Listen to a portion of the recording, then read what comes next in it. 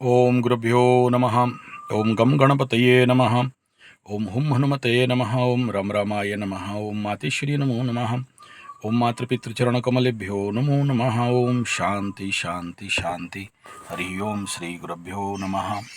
स्वागत है आध्यात्म गुरुकुल, ज्योतिष गुरुकुल, वास्तु गुरुकुल, स्वावलंबन गुरुकुल, पूजा पाठ, कर्मकांड, अभिनय, कृषि गुरुकुल राउरकेला उड़ीसा से मैं आचार्य संजय। बात करते हैं सब्जेक्ट जीवन में विकास, डेवलपमेंट। वर्तमान समय में मकर राशि तृतीय का शनि, तुला राशि छठा का शनि और वृषभ राशि एकादश का शनि। मिथुन को भी ले लेंगे तो दशम का शनि, वो भी कोई खास बुरा नहीं होता है, लेकिन कभी कभार पटक देता है। अब इनके लिए 2.5 साल top good best time zone है। बहुत कुछ कर सकते हैं, बहुत कुछ जीवन में उन्नति, विकास और आध्यात्मिक से लेके शारीरिक, मानसिक, आर्थिक हर दिशा से एक टॉप गुड बेस्ट पीरियड होने जा रहा है। और यही टाइम होता है जिसको बोलते हैं good, great, grand, solid period बोलते हैं, डायमंड पीरियड बोलते हैं, गोल्डन पीरियड बोलते हैं, रेड कारपेट पीरियड बोलते हैं। और यही टाइम होता है लोगों को नया अपॉर्चुनिटीज़ आते हैं, फिर नया काम मिलता है, नया धन मिलता है, नए लोग मिलते हैं। नवीन पर्व के लिए नवीन प्राण चाहिए, नवीन प्राण चाहिए। तो इस नवीनता को प्राप्त करने के लिए ऐसा क्या करना चाहिए हमारे जीवन में? और अगर नेचुरल रूप में आ रहा है तो बहुत बढ़िया है, लेकिन नेचुरल रूप में नहीं आ रहा है या किसी का अभी भी परेशानी है तो फिर उनके लिए कुछ ना कुछ तो करना पड़ेगा। नहीं करने से तो काम नहीं बनेगा। तो ऐसा क्या कर सकते हैं, या क्या ऐसा कमी अगर है, कैसे जानें कि क्या कमी है? उसके ऊपर एक घंटा का वीडियो दे दिया हूँ। कैसे पता चलेगा कि आपको तीसरा का शनि मकर राशि के लिए, छठा का शनि तुला राशि के लिए, एकादश का शनि वृषभ के लिए अच्छा फल दे रहा है या नहीं दे रहा है? क्या क्या सिम्टम है, कैसे पता चलाएं? और नहीं दे रहा है तो क्यों नहीं दे रहा है और क्या करने से देगा? इसके ऊपर 1 घंटा का पूरा वीडियो आपको दे चुका हूँ। अब आज दूसरा विषय है कि अपॉर्चुनिटीज़ नहीं आ रहा है या आ गया है तो लेकिन आप उसको एनकेस नहीं कर पा रहे हैं, उसको भुंजा नहीं पा रहे हैं, या उसको इफ़ेक्टिवली अपने ज़िंदगी में उतार नहीं पा रहे हैं, या आपको समझ में नहीं आ रहा है क्या करें, क्या ना करें, कैसा मुश्किल है। हाँ, तो वो क्या पद्धति है और ऐसा क्या कमी रह जाता है जिसके लिए हम लोग उस क्षेत्र में हमारा कहीं ना कहीं कमी बन जाता है। तो उस फैक्टर को कैसे हम लोग काम कर, मतलब इसको कैसे अच्छा से अच्छा रिज़ल्ट निकाल सकें इस समय, इस तीसरा का शनि के समय में मकर राशि वालों के लिए। और बाकी जो जिनका भी चारों राशि का नाम लिया स्पेशली उनके लिए है, बाकी लोगों के लिए ठीक है। किसी का ढैया चल रहा है, किसी का कंटक चल रहा है, किसी का और कुछ, तो उसको नेचुरल शनि जब बाधा देने आए तो कौन बचाए। तो इसलिए मैं साढ़े साथी वालों का भी नाम नहीं ले रहा हूँ, और साढ़े साथी प्रमुख के लिए अभी ये विषय है भी नहीं। अभी विषय उनके लिए है जो इसके ऊपर कोई ठोस बड़ा कार्य कुछ करना चाहते हैं, इस रिकवरी जोन में कुछ अच्छा कार्य उनके ज़िंदगी में आ जाए, हो जाए, खास उन्हीं के लिए। तो वो क्या है? वो यही है कि कोई भी चीज़ नूतन कार्य के लिए आपके पास सबसे बड़ा चीज़ क्या होता है? ग्रह क्या करते हैं? आदमी को डाइवर्ट कर देते हैं। ग्रह क्या करते हैं? आदमी को सोचने समझने का ताकत में कमी करा देते हैं। या फिर आप सोचते हो कोई काम करेंगे और ग्रह आपको ऐसा काम कराते हैं कि आप अपने हाथ से अपना ही विनाश करते रहते हो, अपने हाथ से अपना ही बुरा करते रहते हो। तो फिर वो आपके लिए कहाँ से ठीक हो जाएगा? ये दिखाई दे रहा है, ये केंदू फल है हमारे जंगल का। जैसे चीकू होता है ना, ऐसे ही। और ये कलेक्शन है काजू। तो वो ऐसा क्या रहता है जिसके लिए हम लोग डाइवर्ट हो जाते हैं या फोकस नहीं कर पाते हैं, या 10 काम में मन चला जाता है, ये भी करेंगे, वो भी करेंगे, ऐसा करेंगे, तैसा करेंगे, और कोई एक भी काम सही से कर नहीं पाते हैं, और उसमें से हम लोग डाइवर्ट हो जाते हैं। हमारा कटहल का पेड़ है। तो ऐसा क्या करें ताकि हाँ, शांति शांति शांति। गाय लोग थोड़ा सा हो रहा है। इस बार हमारा जैसे आम भी, काजू बढ़िया आया है, ऐसे कटहल भी बढ़िया आया हुआ है, बहुत सारा आया हुआ है। जैकफ्रूट बोलते हैं या क्या बोलते हैं। मैं इसका बहुत अच्छा से जूस बना के पीता हूँ। और हमारे सारे गौ माताएँ उधर, हाँ हाँ छोड़ देंगे, अभी जाओगे चरने के लिए, चरने का टाइम हो गया उनका, जाएंगे वो लोग। तो वो क्या चीज़ है, क्यों आप फोकस नहीं कर पाते हो और डिफोकस हो जाते हो, और ये डिफोकस होना और ग्रहों का बल से डाइवर्ट हो जाना, या आपको ये समझ में नहीं आता है कि क्या राइट क्या गलत, आप करते ही जाते हो, काम करते ही जाते हो, लेकिन पीछे हमारे उड़िया में बढ़िया बात है, गोदरा कुड़े जते माड़े सते, मतलब गोदरा का एक बीमारी है जो पैर बहुत बड़ा बड़ा हाथी पैर होता है, तो उसको खोदने के लिए मिट्टी दे दो, वो खोदेगा, और जितना खोदेगा उतना उतना मारते जाएगा, यानी दबाते जाएगा। तो उसका फिर क्या बन गया, उसका ज़िंदगी में सफलता नहीं मिलता है। ये फूल को पहचान के रखिए, सुदर्शना, ये पेड़ का नाम है सुदर्शन फूल, मलेरिया। तो कैसे और क्या करें कि आप फोकस रह पाएँ ज़िंदगी में, और नया आइडिया, नया क्रिएटिविटी आपके जीवन में कैसे आए, क्या करने से क्रिएटिविटीज़ आपके ज़िंदगी में आ सकता है, और फोकस होकर उस कार्य में सफलतापूर्वक कार्य कर सकते हैं। दे दिया झंडा दूसरे दिया। तो वो पद्धति क्या है, और व्यक्ति क्यों डाइवर्ट हो जाता है, या अपने ज़िंदगी में क्यों अपने लक्ष्यों को हासिल करने में पीछे रह जाता है। तो इसी आधार पर विषय है। सबसे पहला और सबसे बड़ा चीज़ क्या है, वो विषय है, सुनाई दे रहा है इसमें, यहाँ यहीं का ये मज़ा है, पक्षियों का सुनना, पक्षियों को देखना। तो सारा खेल किसका है, मन का है। और कुंडली में चंद्रमा अगर पीड़ित है किसी भी कंडीशन पे, या गोचर के समय में चंद्रमा के ऊपर पाप ग्रहों का मूवमेंट हो जाए, तो आदमी को अपने मानसिक लेवल पे ज़्यादातर डाइवर्शन देखने को मिलता है। ज़िंदगी में जिस लक्ष्य की तरफ चलता है वो अपने से अपना विनाश, अपने से अपना नुकसान, अपने से अपना व्यय, अपने से अपना बर्बाद करने लग जाता है, उसको समझ में नहीं आता है। अगर पकड़ लो किसी के कुंडली में काल सर्प है तो ऐसे कंडीशन पे हमारे जीवन में जो मूल मकसद कि हम हर कंडीशन पे कंटिन्यूअसली उस काम पे कैसे फोकस कर पाएँ, और मुख्य विषय है कि उसी काम को कैसे भिन्न भिन्न रूप में क्रिएटिव उपाय में काम कर सकें। बहुत से कुंडली आते हैं, हमको पूछते हैं कि हमारे जीवन में ये सफलता मिलेगा कि नहीं, हम लक्ष्य तक पहुंच पाएंगे कि नहीं, हमारे जीवन में कुछ होगा कि नहीं। कुंडली देख के बोलते हैं नहीं कर पाओगे, तो बोलते गुरु जी आप नेगेटिव बात बोल रहे हो। नहीं, नेगेटिव बात नहीं बोल रहे हैं, कुंडली का स्थिति ही ऐसा है, तुम सब कर भी लोगे तो तुम्हारे दुर्गुण के कारण या तुम्हारे कर्म के कारण तुम्हारा काम टूट जाएगा, बंद हो जाएगा, रुक जाएगा, या तुम कर ही नहीं पाओगे।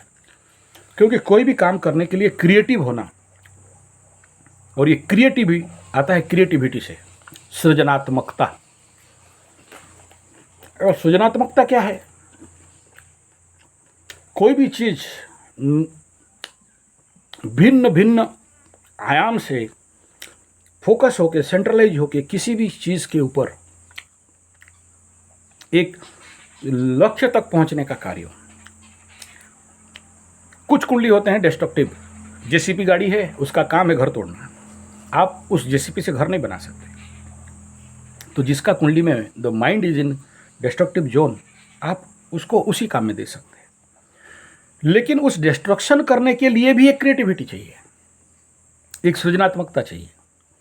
हमारे राउरकेला स्टील प्लांट में इंजीनियरिंग ऑफ मैकेनिकल से लेके न्यूमेटिक से लेके इलेक्ट्रिकल से लेके इलेक्ट्रो टेलीकम्युनिकेशन से लेके सभी सेक्शन में एक सृजनी बक्सा मिलता है और सृजनी का अवार्ड मिलता है। तो ये सृजनी शक्ति व्यक्ति के अंदर अगर नहीं है तो काम तो करेगा, पशुवत करेगा, क्या कर रहा है उसको समझ में नहीं है, कहाँ जा रहा है उसको समझ में नहीं है, क्या करने से प्रोडक्टिव, प्रोग्रेसिव, क्रिएटिव होगा उसको समझ में नहीं है, और वो समझना भी नहीं चाहता है। तो ऐसे व्यक्ति के लिए क्या करना चाहिए? पहले ये समझिए, व्हाट इज क्रिएटिविटी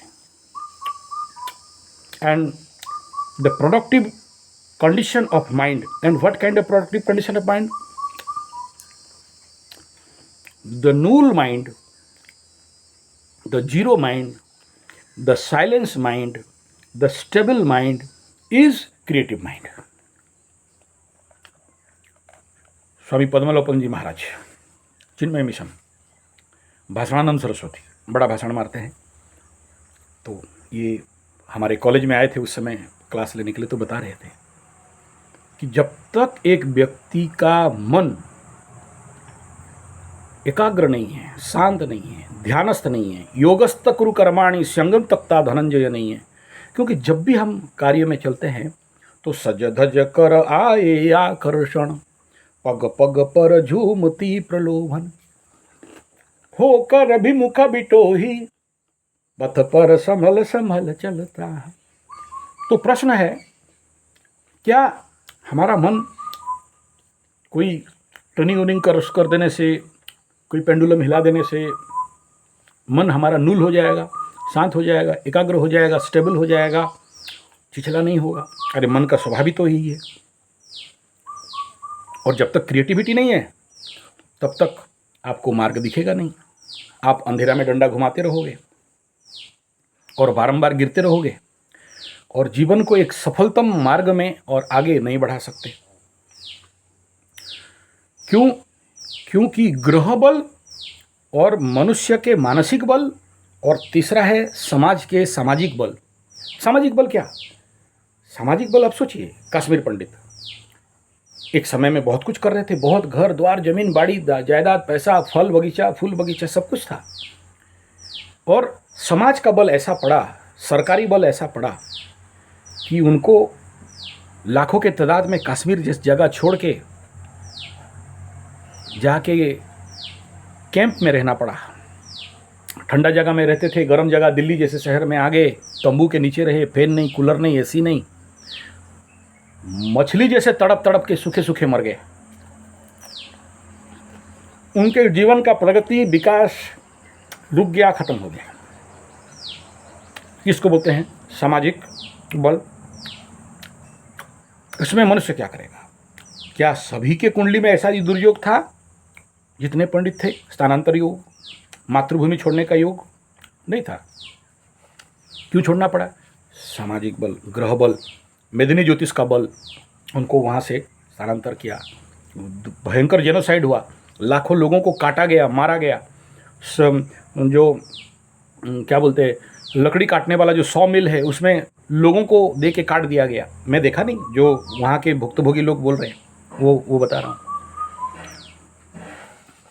27-28 आदमी को एक साथ लाइन में रख के, अभी जैसे हुआ पहलगांव में, खड़ा खड़ा करके सबको गोली मार दिया गया। तुम हिंदू है कि नहीं, कलमा पढ़ने जानते हो कि नहीं, और पैंट खोलो, मार दिया गया।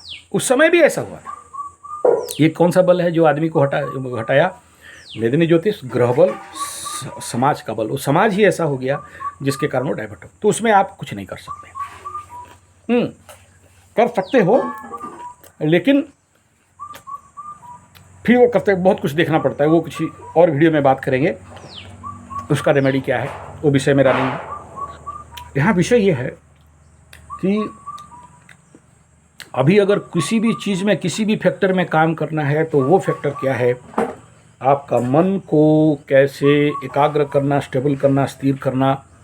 और ये कौन बताए कि आप सही कर रहे हो या गलत कर रहे हो? मेरे को बहुत सारे मेरे दोस्त मित्र पूछते हैं, तुम इतना सारा बोलते जाते हो, तुमको कैसे लगता है कि तुम सही हो या गलत हो, या गलत नहीं हो, या जो कर रहे हो, जो भी काम निर्णय लेके, वो गलत है या सही है?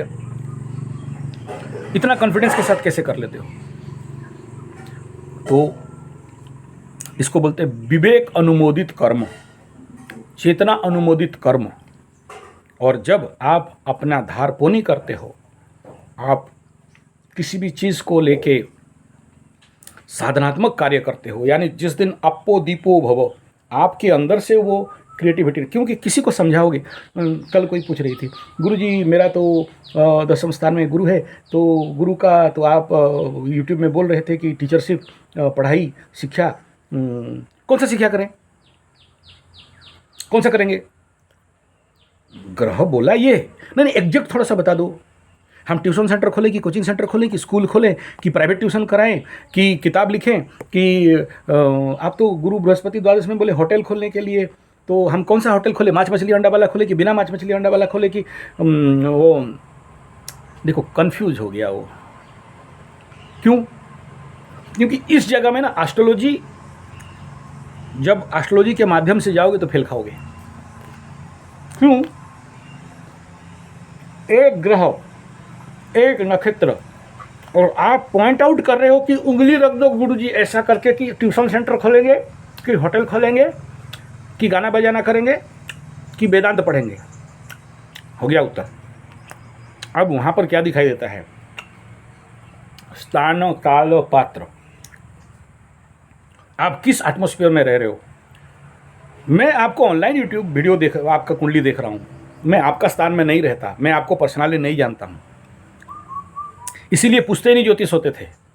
मतलब एक परिवार का जैसे बोलते हैं कुलगुरु, कुल पुरोहित, कुल ज्योतिष, ये राजा का परिवार का खानदान को समझता है, सभी का कुंडली उसके दिमाग में बाय हार्ट एंड गॉट है।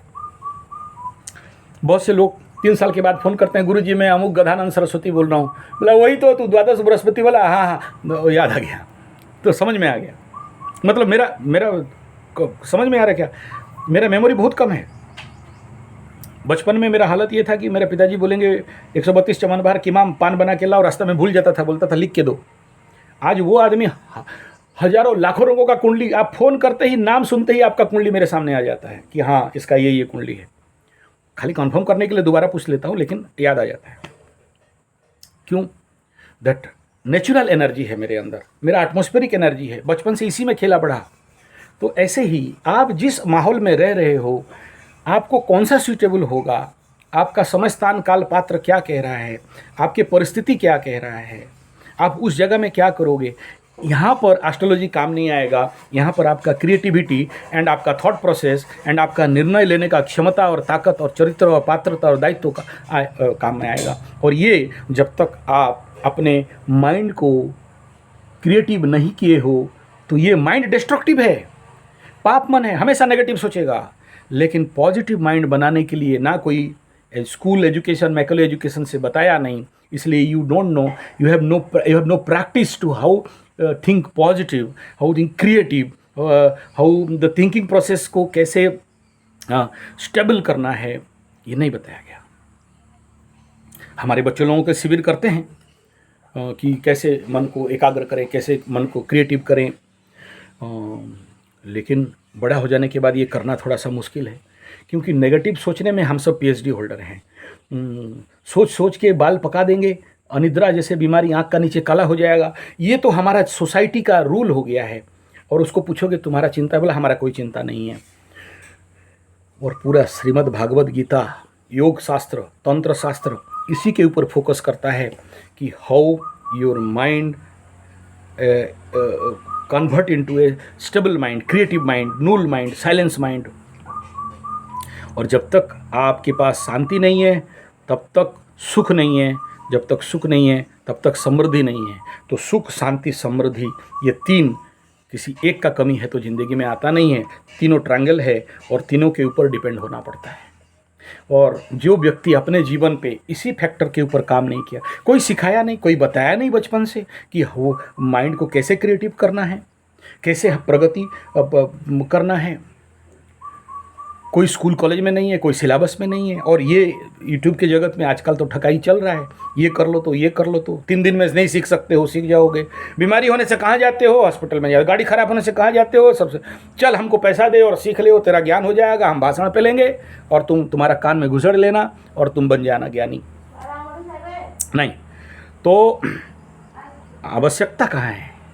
आवश्यकता है train the mind, stable mind को कैसे ट्रेंड करना और वो क्रिएटिविटी को कैसे पाना। तो कुछ सूत्र उसमें से जो आपके लिए कार्य कर सकता है। मेरे पास आने का कोई ज़रूरत नहीं है, मेरा शिविर में भी आने का कोई ज़रूरत नहीं है, आप वहाँ कर सकते हो। उसमें से एक नंबर है, आप जितना आपका उम्र है उतना देर ध्यान करो।